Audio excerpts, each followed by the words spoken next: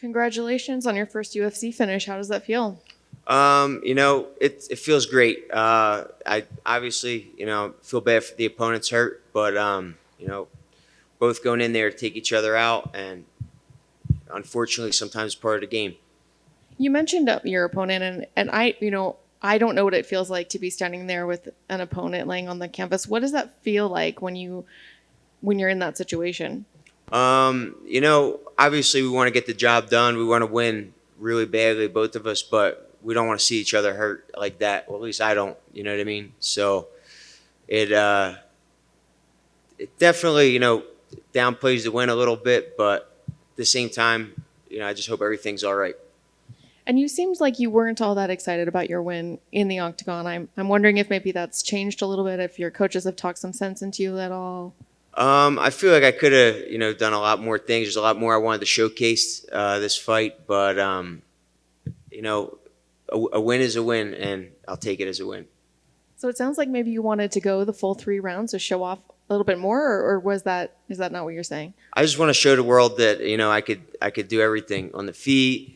I could wrestle. I could do it on the ground, and I feel like a lot of these fights get to the ground. And that's where they get finished. And where do you want to go from now? How quick do you want to be back in there? Do you have an opponent in mind?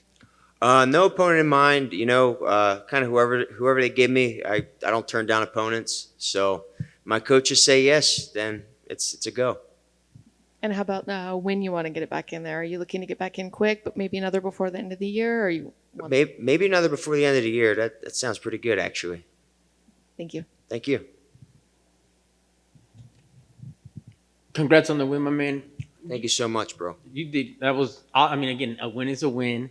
Your hand got raised. That's all that matters. But let's circle back to that small amount of time from what you could focus on. How stunned were you, if at all, when there's those scrambles happen? You got mounted. They took your back.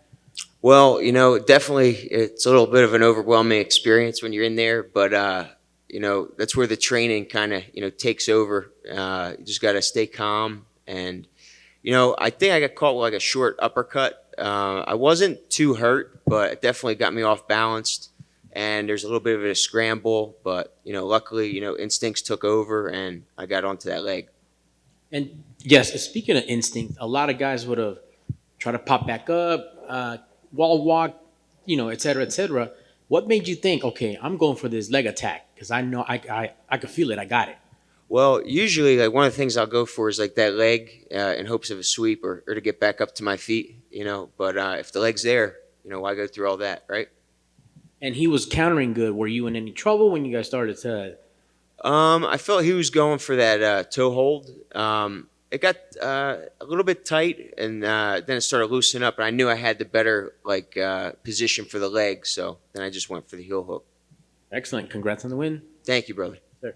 Are you surprised he didn't tap at some moment? Do you think he was really caught up on trying to do it, or are you surprised that he didn't tap? I am a little bit surprised that he didn't tap because I definitely felt it was in, and I think he was just really gung ho about going for that toe hold, and it was kind of like a shootout there, leg lock shootout. But, well, even listening to the commentary, they said as opposed to the two, going for the toe hold or the knee lock that you were going for, the ankle lock, yours was much more dangerous, and there was much more. So do you think at some point he probably should have gave up on his attempt and really tried to fight?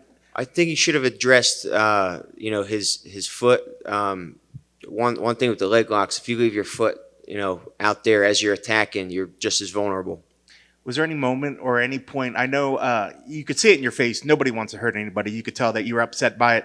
Was there any point that when you were out there and you had it that you were like, man, if he doesn't go, it's at that point? Could you feel right before he either tapped or fenced, or that I don't know if it actually snapped and then he stopped or something, but did you know that it reached that point that you're like, man, if he doesn't go right now, it's something's gonna break? Well, that's what any move, if it's a choke, they're going to sleep. If it's an arm, it's gonna break. If it's a leg, it's gonna break. That's why we tap. I knew it was in, and I was just going for it, just waiting for that tap, waiting for the ref to pull me off.